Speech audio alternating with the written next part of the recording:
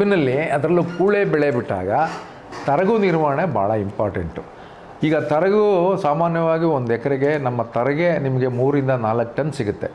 ತರಗಿನಲ್ಲಿ ಇರೋದೆಲ್ಲ ಭಾಳ ಉತ್ತಮವಾದ ಪೋಷಕಾಂಶಗಳು. ಏನು ನೀವು ಸಾರಜನಕ, ರಂಜಕ, ಪೊಟ್ಯಾಷ್ ಅಥವಾ ಸೂಕ್ಷ್ಮ ಮೈಕ್ರೋನ್ಯೂಟ್ರಿಯೆಂಟ್ಸ್ ಏನು ಹೇಳ್ತಾ ಇದ್ದೀವಿ ನಾವು, ಇವೆಲ್ಲ ತರಗಲ್ಲಿರ್ತದೆ. ಇದನ್ನು ಸುಟ್ಟಂಗೆ ಆಗುತ್ತೆ. ಗೊಬ್ಬರನ ನೀವು ಕಬ್ಬನ್ನು ತರಗನ್ನು ಸುಟ್ಟುಬಿಟ್ರೆ ಗೊಬ್ಬರ ಸುಟ್ಟಂಗೆ. ನೀವು ಮಣ್ಣಿಗೆ ಸೇರಿಸ್ಬೇಕು ತರಗನ್ನು. ಈಗ ಕೆಲವರು, ಈಗ ನಾನು ನೋಡಿದ್ದೀನಿ ಎಲ್ಲ ಸಾಲಲ್ಲೂ ಬಿಟ್ಟುಬಿಡ್ತಾರೆ ಏನು ತರಗನ್ನು. ಕೆಲವರು ಹಂಗೆ ಗೊಬ್ಬರನ ಆ ಬುಡಕ್ಕೆ ಕೊಟ್ಬಿಟ್ಟು ಅದು ಗುನ್ನ ಹೊಡೆದು ಕೊಡಲ್ಲ, ಸುಮ್ಮನೆ ಮೇಲೆ ಕೊಟ್ಬಿಟ್ಟು ಮಾಡ್ತಾಯಿದ್ದಾರೆ. ಬಟ್ ತರಗನ್ನು ಕಟಾವಾದಮೇಲೆ ಒಂದು ಸಾರಿ ನೀರು ಹಾಯಿಸ್ಬಿಟ್ಟು ಅದು ಸ್ವಲ್ಪ ಸೆಟ್ಲಾಗುತ್ತೆ. ಆ ತರಗನ್ನು ಒಂದು ಸಾಲು ಬಿಟ್ಟು ಸಾಲಿಗೆ ನೀವು ಹಚ್ಚಾಯಿಸಿ, ಒಂದು ಸಾಲು ಖಾಲಿ ಒಂದು ಸಾಲು ತರಗಿರಬೇಕು. ಆ ಖಾಲಿ ಇರೋ ಜಾಗದಲ್ಲಿ ನೀವು ಉಳುಮೆ, ಗೊಬ್ಬರ ಕೊಡೋದು, ನೀರು ಕೊಡೋದೆಲ್ಲ ಮಾಡಿ, ಈ ತರಗಿರೋ ಜಾಗದಲ್ಲಿ ಅದಕ್ಕೆ ಸ್ವಲ್ಪ ಮಣ್ಣು ನೇರು ಹಾಕ್ಬಿಟ್ಟು ಆ ತರಗನ್ನು ಕೊಳೆಯುವಂಥ ಸೂಕ್ಷ್ಮಾಣು ಜೀವಿಗಳನ್ನ ನಮ್ಮ ಕೃಷಿ ಕಾಲೇಜಲ್ಲಿ ಅದಕ್ಕೆ ಒಂದು ಸುಮಾರು ಕಲ್ಚರ್ಸ್ ಉತ್ಪತ್ತಿ ಮಾಡಿದ್ದಾರೆ. ಅದು ಸಿಗುತ್ತೆ ನಿಮಗೆ. 1 kg 100 ರೂಪಾಯಿ ಅಷ್ಟೇ. ಇದು ಸುಮಾರು 2-3 ಟೈಪ್ ಕಾಂಬಿನೇಷನ್ ಕೊಡ್ತಾಯಿದ್ದಾರೆ. ನೀವು ಬಂದು ನಮ್ಮ ಮೈಕ್ರೋಬಯಾಲಜಿ ಡಿಪಾರ್ಟ್ಮೆಂಟ್ ಇದೆ ಅಗ್ರಿಕಲ್ಚರ್ ಕಾಲೇಜ್ BC ಫಾರಮಲ್ಲಿ, ಅವ್ರ ಹತ್ರ ನೀವು ಹೋಗಿದ್ರೆ ಅವರೇ ಎಲ್ಲ ನಿಮಗೆ ಅದರ ಬಗ್ಗೆ ವೈಜ್ಞಾನಿಕ ಮಾಹಿತಿ ಕೊಟ್ಟು ಆ ಒಂದು ವಸ್ತುವನ್ನು ಕೊಟ್ಟು ಈ ಯಾವ ರೀತಿ ಮಾಡಬೇಕು ಅಂತಲೂ ಹೇಳ್ತಾರೆ. ದಯವಿಟ್ಟು ಅದನ್ನು ಉಪಯೋಗಪಡಿಸ್ಕೊಳ್ಳಿ. ನೀವು ಅದನ್ನು ಸಂಪೂರ್ಣವಾಗಿ ಎಲ್ಲಿ ತರಗ ಹಾಕಿದಿರಿ ಅದು ನಿಧಾನವಾಗಿ ಕೊಳ್ತು ಭೂಮಿಗೆ ಸೇರ್ಕತ್ತದೆ. ಮುಂದಿನ ವರ್ಷ ಎಲ್ಲಿ ತರಗ ಹಾಕಿದಿರಿ ಅಲ್ಲಿ ಖಾಲಿ ಬಿಡಿ, ಮತ್ತು ಇಲ್ಲಿ ವ್ಯವಸಾಯ ಮಾಡಿದ ಜಾಗಕ್ಕೆ ತರಗ ಹಾಕಿ. ಆ ರೀತಿ ಆಲ್ಟರ್ನೇಟ್ ಇದರಲ್ಲಿ. ಸೊ ಇಲ್ಲ ಟ್ರ್ಯಾಕ್ಟರ್ ಆಪರೇಟೆಡ್ ಒಂದು ಇದಿದೆ, ಪುಡಿ ಮಾಡೋದು, ತರಗನ್ನು ಪುಡಿ ಮಾಡೋ ಇದೆ. ಮತ್ತು ಆಮೇಲೆ ನೀರು ಹಾಯಿಸ್ಬಿಟ್ಟು ನೀವು ಎಲ್ಲ ಸಾಲಲ್ಲೂ ವ್ಯವಸಾಯ ಮಾಡ್ಬೋದು. ಸೊ ಆದ್ದರಿಂದ ರೈತ ಬಾಂಧವರು ಆ ಕಲ್ಚರ್ ಮಾಡಿ, ಇಲ್ಲಾಂದರೆ ಸಗಣಿ ಬಗಡ ಮಾಡ್ಕೊಂಡು ಸ್ವಲ್ಪ ಯೂರಿಯಾ ಅದ್ರ ಮೇಲೆ ತರಗ ಮೇಲೆ ಹಾಕಿದ್ರು ಸಹ ಅದು ಕೊಳೀತದೆ ನಿಧಾನಕ್ಕೆ. ಆದರೆ ಓಪನಾಗಿ ಬಿಟ್ಟುಬಿಟ್ರೆ ಅಷ್ಟು ಸುಲಭ ಕೊಳೆಯಲ್ಲ. ಸ್ವಲ್ಪ ಲೈಟಾಗಿ ಕವರ್ ಮಾಡಿ ಈ ಕಲ್ಚರ್ ಹಾಕಿದರೆ ನಿಮಗೆ ತರಗು ಕೊಳೀತದೆ. ಮತ್ತು ಆ ರೀತಿ ಆಗೋದ್ರಿಂದ ನಿಮಗೆ ಮಣ್ಣಿನಲ್ಲಿ ಎರೆಹುಳುಗಳ ಸಂತತಿ ಜಾಸ್ತಿ ಆಗುತ್ತೆ, ಸೂಕ್ಷ್ಮಣಗಳ ಒಂದು ಕ್ರಿಯೆ ಜಾಸ್ತಿ ಆಗುತ್ತೆ. ಇದರಿಂದ ಮಣ್ಣು ಸಹ ನಿಮಗೆ ಸಾಕಷ್ಟು ದಿನ ಅದರಲ್ಲಿ ವ್ಯವಸಾಯ ಮಾಡೋಕ್ಕೆ ಸಾಧ್ಯತೆ ಆಗುತ್ತೆ. ಯಾವುದೇ ಕಾರಣಕ್ಕೂ ರೈತ ಬಂದವರು ಆ ತರಗನ್ನು ಸುಡಬಾರ್ದು ಅಂತ ಈ ಸಂದರ್ಭದಲ್ಲಿ ಅವ್ರ ಹತ್ರ ಮನವಿ ಮಾಡ್ಕೊಳ್ತಾ ಇದ್ದೀನಿ. ತಳಿ ಹೊಸ ತಳಿ ಇತ್ತೀಚೆಗೆ ಬಿಡುಗಡೆ ಮಾಡೋದು ನಾವು COVC 18061 ಅಂತ. ಇದು ನಮ್ಮ ಕೇಂದ್ರದಲ್ಲೇ ನಾವು ಇದನ್ನು ಅಭಿವೃದ್ಧಿಪಡಿಸಿ ಬಿಡುಗಡೆ ಮಾಡಿದ್ದೀವಿ. ಇದರ ವೈಶಿಷ್ಟ್ಯತೆ ಏನಪ್ಪ ಅಂದರೆ, ಇದು ಸಂಪೂರ್ಣವಾಗಿ ಸೂಲಂಗಿ ಬರೋದಿಲ್ಲ ಅಂತ ಹೇಳೋದಿಲ್ಲ, ಒಂದು 5% 10% ಬರುತ್ತೆ. ಇದನ್ನು ವರ್ಷದ ಎಲ್ಲ ತಿಂಗಳಲ್ಲೂ ನಾವು ನಾಟಿ ಮಾಡ್ಬೋದು, ಕಾಲದಲ್ಲೂ ನಾಟಿ ಮಾಡ್ಬೋದು. ವಿಶೇಷವಾಗಿ ಯಾರು ಬೆಲ್ಲ ಉತ್ಪಾದಕರಿದ್ದಾರೆ ಅವ್ರಿಗೆ ರೇಟ್ ಯಾವಾಗ ಸಿಗುತ್ತೆ ಆ ಟೈಮಿಗೆ ಬರೋಂಗೆ ನೀವು ಪ್ಲ್ಯಾನ್ ಮಾಡ್ಕೊಂಡು ಕಬ್ಬನ್ನು ನಾಟಿ ಮಾಡ್ಕೋಬೋದು. ಒಳ್ಳೆ ಬೆಲ್ಲದ ಒಂದು ಇಳುವರಿ ಇದೆ, ರಿಕವರಿ ಇದೆ, ಸಕ್ಕರೆ ಅಂಶ ಚೆನ್ನಾಗಿದೆ, ಮತ್ತು ಎಲ್ಲ ತಿಂಗಳುಗಳಲ್ಲೂ ನಾಟಿ ಮಾಡ್ಬೋದು. ಇಳುವರಿ ಸಾಮರ್ಥ್ಯ ಒಂದು ಎಕರೆಗೆ 70-80 ಟನ್ ಇದೆ. ಈ ಒಂದು ತಳಿಯನ್ನು ನೀವು ರೈತ ಬಾಂಧವರು ವಿಶೇಷವಾಗಿ ಜನವರಿ, ಫೆಬ್ರವರಿ, ಮೇ, ಜೂನು ಇವರು ಅಂಥ ಸಂದರ್ಭದಲ್ಲಿ ನಾಟಿ ಮಾಡುವಂಥವ್ರು ಈ ತಳಿನ ಬಳಕೆ ಮಾಡ್ಬೋದು. ಈ ಸಾಲಿನ ಅಂತರ ಭಾಳ ಹತ್ರಕ್ಕೆ ತರ್ತಾರೆ, ಇದು ದಯವಿಟ್ಟು ತಪ್ಪು. ಇದನ್ನು ಆದಷ್ಟು 4 ಅಥವಾ 5 ಅಡಿಗೆ ನಿಲ್ಲಿಸ್ಬೇಕು ನೀವು. 3-2.5 ಅಡಿ ದಯಮಾಡಿ ನಿಲ್ಲಿಸಿ. ಇತ್ತೀಚೆಗೆ ಬರುವಂಥ ತಳಿಗಳು ತುಂಬ ತೆಂಡೆ ಹೊಡೆಯೋ ಸಾಮರ್ಥ್ಯ ಇದೆ. ಆದ್ದರಿಂದ 4-5 ಅಡಿಗೆ ಮಾಡಿ. ಬೀಜದ ಒಂದು ಪ್ರಮಾಣ ಎಷ್ಟು ಇದೆ ಅಂದರೆ, ಈ 3 ಕಣ್ಣದ ಬಿತ್ತನೆ ಆದರೆ ನಿಮಗೆ 10,000-12,000 ಬಿತ್ತನೆ ತುಂಡಬೇಕು. ಇದು 3-3.5 ಟನ್ ಕಬ್ಬು ಬೇಕಾಗುತ್ತೆ. ಸೊ ಇದನ್ನು ಇಲ್ಲಿ ಕಡಿಮೆ ಮಾಡ್ಬೋದು ನೀವು.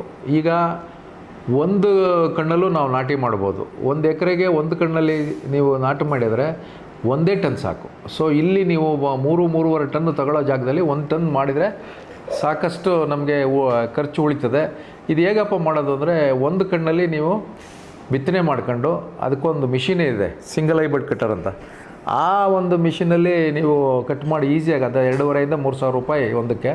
ಅದನ್ನು ಬಳಕೆ ಮಾಡಿಬಿಟ್ಟು ನೀವು ನರ್ಸರಿ ಬೆಡ್ ಟೈಪು 1 ಕಣ್ಣದ ತುಂಡು ಮಾಡಿ ಅದನ್ನು ಬೆವಿಸ್ಟಿನ್ನು ಮತ್ತು ಯೂರಿಯಾದಲ್ಲಿ ಮಿಕ್ಸ್ ಮಾಡಿ ಅದಕ್ಕೆ ಸೆಟ್ ಟ್ರೀಟ್ಮೆಂಟ್ ಮಾಡ್ಬೋದು, ಬೆವಿಸ್ಟಿನ್ನು ಸೇರಿಸಿ.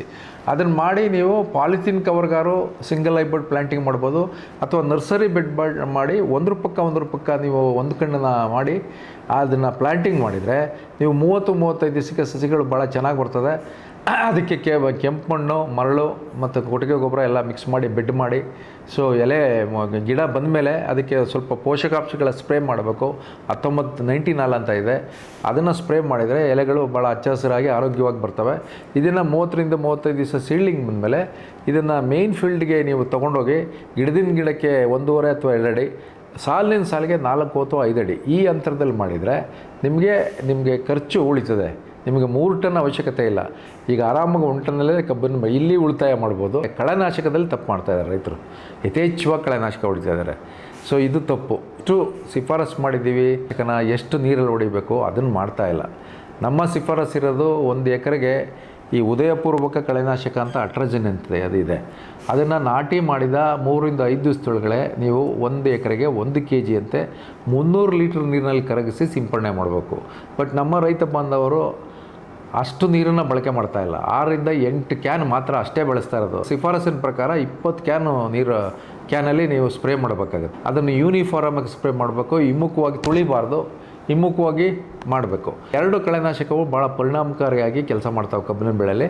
ಕಳೆ ಬರೋದಕ್ಕಿಂತ ಮುಂಚೆ ನೀವು ಮಾಡೋ ಅಂಥದ್ದು ಅಟ್ರಜಿನ್ ಅಂತ ಎಕರೆಗೆ 1 kg 300 ಲೀಟ್ರ್ ನೀರಿನಲ್ಲಿ. ಇನ್ನೊಂದು ಮೆಟ್ರಿಬಿಜಿನ್ ಅಂತ ಇದೆ, ಅದು ಎಕರೆಗೆ 600 ಗ್ರಾಮು, ಅದನ್ನು 300 ಲೀಟ್ರಲ್ಲಿ ನೀವು ಸಿಂಪಡಣೆ ಮಾಡಬೇಕು. ಯಾವುದಾದ್ರೂ ಒಂದು, 2 ಮಾಡಬೇಡಿ. ಮುರಿ ಕಟ್ಟುವಾಗ ಇನ್ನೊಂದು ರೌಂಡು ನೀವು ಸ್ಪ್ರೇ ಮಾಡಬೇಕಾಗತ್ತೆ. ಅದನ್ನು ಅಟ್ರಜಿನ್ ಅಥವಾ ಮೆಟ್ರಿಬಿಜಿನ್ ಯಾವುದಾದ್ರೂ ಮಾಡಿ. ಇನ್ನು ಕಳೆ ಬಂದಮೇಲೆ ಮಾಡೋದು, ಅಗಲವಾದ ಎಲೆಗಳು ಕಾಣ್ತಾವೆ ನಿಮಗೆ, ದೊಡ್ಡ ದೊಡ್ಡ ಕಳೆಗಳು ಬರ್ತವೆ. ಅದನ್ನು ಮಾಡಿದಾಗ ಯಾವ ಗುರಿ ಇಲ್ಲದೆ ಇರೋಂಥ ಕಳೆನಾಶಕಗಳ ಬಳಸಬೇಡಿ. ಇದರಿಂದ ಗಿಡಗಳು ಸಾಯ್ಲಿಕ್ಕೆ ಚಾನ್ಸಸ್ ಇದೆ, ಅವೆಲ್ಲ ಸ್ಕಾರ್ಚಿಂಗ್ ಎಫೆಕ್ಟ್ ಆಗುತ್ತೆ.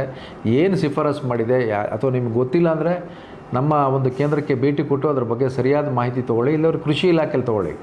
ಈಗೆಲ್ಲ ತಮರು ಮತ್ತು ಬೇರೆ ಬೇರೆ ರೀತಿ ತಮರು ಅನ್ನೋದೇನಿದೆ ಅಂದರೆ ಅದು ಕಳೆಗಳಿಗೆ ಬಿದ್ದರೆ ಏನೂ ಪ್ರಾಬ್ಲಮ್ ಇಲ್ಲ, ಕಬ್ಬಿನ ಮೇಲೆ ಬೀಳಬಾರ್ದು. ಅಂದರೆ ಕಬ್ಬು ಬೆಳೆದ ಮೇಲೆ ಸ್ವಲ್ಪ ಅದನ್ನು ನೀವು ಕೆಲವು ರೈತರು ಹೊಡೆದ್ರೆ ಅದು ಏನೂ ಆಗೋಲ್ಲ. ಬಟ್ ಪೈರಲ್ಲಿ ಏನಾರು ಹೊಡೆದ್ಬಿಟ್ರೆ ಪೈರುಗಳು ಹಾಳಾಗ್ಬಿಡ್ತವೆ. ಮತ್ತು ಇನ್ನೊಂದು 2,4-D ಸಾಲ್ಟ್, ಇದು ಸೋಡಿಯಂ ಸಾಲ್ಟ್ದು ಒಂದಿದೆ, ಅದು 1 kg 1 ಎಕರೆಗೆ. ಅವೆಲ್ಲ ಕಳೆ ಬಂದಮೇಲೆ ಸಿಂಪಡಣೆ ಮಾಡುವಂಥದ್ದು. ಇದನ್ನು ಎಷ್ಟು ಬೇಕೋ ಅಷ್ಟು ಮಾಡಿ. ನಿಮ್ಮ ಮಣ್ಣನ್ನು ಒಂದು 5 ವರ್ಷಕ್ಕೊಂದು ಸರಿ ಪರೀಕ್ಷೆ ಮಾಡಿಸ್ಕೋಬೇಕು. ಮಣ್ಣಿನಲ್ಲಿ ಯಾವುದು ಕಡಿಮೆ ಇದೆ ಪೋಷಕಾಂಶ ಅದನ್ನು ಅವ್ರು ಹೇಳ್ತಾರೆ. ಸೊ ಅದಕ್ಕೆ ತಕ್ಕಂತೆ ನೀವು ಪೋಷಕಾಂಶಗಳನ್ನು ಬಳಕೆ ಮಾಡಬೇಕಾಗತ್ತೆ. ಆದಷ್ಟು ಮಣ್ಣಿನ ಪರೀಕ್ಷೆ ಮಾಡಿಸಿ, ನೀರು ಎಲ್ಲಾದರೂ ಬೋರ್ವೆಲ್ ನಿಮ್ಮದಿದ್ದರೆ ನೀರನ್ನು ಸಹ ಪರೀಕ್ಷೆ ಮಾಡಿಸಿ. ಇವೆಲ್ಲ ಮಾಡೋದ್ರಿಂದ ಸಮಸ್ಯೆಗಳಿಂದ ನಾವು ದೂರ ಇರ್ಬೋದು. ಇಳುವರಿ ಸಾಮರ್ಥ್ಯ ಚೆನ್ನಾಗಿರ್ತದೆ. ಕಬ್ಬಿನ ಬೆಳೆಗೆ ರೋಗಗಳು ಮತ್ತು ಕೀಟಗಳ ಬಾಧೆ ಸಾಮಾನ್ಯವಾಗಿ ಕಡಿಮೆ ಭತ್ತದ ಬೆಳೆಗಿಂತ.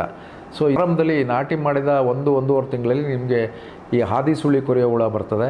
ಸೊ ಅದೊಂದು ದೊಡ್ಡ ಇದರಲ್ಲಿ, ಅದರಲ್ಲೂ ಬಿಸಿಲು ಜಾಸ್ತಿ ಇದ್ದಾಗ ನೀವು ಸಮ್ಮರಲ್ಲಿ ಬೇಸಿಗೆಯಲ್ಲಿ ನಾಟಿ ಮಾಡಿದಾಗ ಇದರ ಒಂದು ಹಾವಳಿ ಜಾಸ್ತಿ. ಇಲ್ಲಿ ಪ್ಯಾರಾಸೈಟ್ ಲ್ಯಾಬೊರೇಟ್ರಿ ಇದೆ ಮಂಡ್ಯದಲ್ಲಿ, DC ಆಫೀಸ್ ಪಕ್ಕ. ಅಲ್ಲಿ ಪರತಂತ್ರ ಜೀವಿಗಳು ಕೊಡ್ತಾರೆ, ಮೊಟ್ಟೆ ಕೊಡ್ತಾರೆ. ಅದನ್ನು ತಂದು ನೀವು ಒಂದು 5-6 ಸರಿ ಕಟ್ಟಬೇಕಾಗತ್ತೆ. ಇದಕ್ಕೆಲ್ಲ ಒಂದು 20 ರೂಪಾಯಿ ಖರ್ಚಾಗುತ್ತೆ 1 ಎಕರೆಗೆ. ಇದನ್ನು ಮಾಡೋದ್ರಿಂದ ಆ ಒಂದು ಕೀಟಗಳ ಬಾಧೆ ನಾವು ತಪ್ಪಿಸ್ಕೋಬೋದು. ಅದಕ್ಕಿಂತ ಮುಂಚೆ ನೀವು ಅದು ಕಂಡ ತಕ್ಷಣವೇ, ಅಂದರೆ ಸುಳಿ ಒಣಗೋಗ್ಬಿಟ್ಟು ಮೇಲ್ಗಡೆಗೆ ಬರುತ್ತೆ ಹೇಳಿದ್ರೆ, ನೀವು ಕುಂಟೆ ಅಥವಾ ನೇಗಿಲು ಹಾಕ್ಬಿಟ್ಟು ಚೆನ್ನಾಗಿ ಬುಡಕ್ಕೆ ಮಣ್ಣೆ ಏರಿಸಿ ನೀರು ಕಟ್ಟಿಬಿಟ್ರೆ ಅದು ಒಂಥರ ಪ್ಯಾಕ್ ಆದಂಗೆ ಆಗುತ್ತೆ. ಅದು ಬುಡದಿಂದ ಅದು ಎಂಟ್ರಾಗೋದು ಅದೆಲ್ಲ ತಪ್ಪುತ್ತೆ. ಸೊ ಇದನ್ನು ಉತ್ತಮ ಬಿತ್ತನೆ ಬೀಜದ ಇದನ್ನು ಉಪಯೋಗ ತೊಗೋಬೇಕು ನೀವು. ಯಾವ್ಯಾವುದೋ ಕೂಳೆ ಬೆಳೆಯಿಂದ ತೊಗೊಳ್ಳೋದು ಹಾಕೋದು. ಕೂಳೆ ಬೆಳೆಯಿಂದ ಬಿತ್ತನೆ ಹಾಕಿದಾಗ ಏನಾಗುತ್ತೆ ಅಂದರೆ ನಿಮಗೆ ಸಾಕಷ್ಟು ರೋಗ ಕೀಟಗಳ ಬಾಧೆ ಇರ್ತದೆ, ಭಾಳ ಉತ್ಕೃಷ್ಟವಾದ ಬೆಳೆ ಬರಲ್ಲ.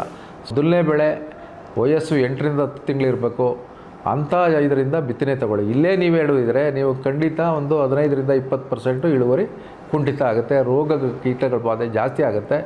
ಇವನ್ನೆಲ್ಲ ಎಲ್ಲೆಲ್ಲಿ ನಾನು ಈ ಬಗ್ಗೆ ಮಾಹಿತಿ ಕೊಟ್ಟಿದ್ದೀನಿ. ಇದಕ್ಕೆ ಸ್ವಲ್ಪ ಎಚ್ಚರ ಕೊಟ್ಟು ಇದು ಸರಿಯಾದ ರೀತಿಯಲ್ಲಿ ಮಾಡ್ಕೊಂಡ್ರೆ ಖಂಡಿತ ನಿಮಗೆ ಇಳುವರಿ ಸಾಮರ್ಥ್ಯ ಚೆನ್ನಾಗಿರ್ತದೆ. ನೀರನ್ನು ಪ್ರಾರಂಭದಲ್ಲಿ ನೀವು ಕಬ್ಬಿಗೆ ಬಾಡಿಸಿ ನೀರು ಕಟ್ಟಬೇಕು. ಕಬ್ಬು ಗಿಣ್ಣು ಬರುವಾಗ ಯಾವುದೇ ರೀತಿ ತೊಂದರೆ ಕೊಡಬಾರ್ದು. ಮೊದಲು ಮೊಳಕೆ ಬರುವಾಗಲೂ ಸಹ ನೀರು ತೊಂದರೆ ಕೊಡಬಾರ್ದು. ಇವನ್ನೆಲ್ಲ ಸರಿಯಾದ ರೀತಿಯಲ್ಲಿ ನೀವು ನೋಡ್ಕೊಂಡ್ರೆ ಖಂಡಿತ ಇಳುವರಿ ಸಾಮರ್ಥ್ಯ, ನಾನು ಹೇಳ್ದಂಗೆ ಹೆಕ್ಟೇರ್ಗೆ ಸರಾಸರಿ ಇಳುವರಿ ಸಾಮರ್ಥ್ಯನೇ 120-150 ಟನ್ ತನಕನೂ ಸಹ ನಮ್ಮ ಕಬ್ಬಿನ ಬೆಳೆಯಲ್ಲಿ ತಗೋಬೋದು.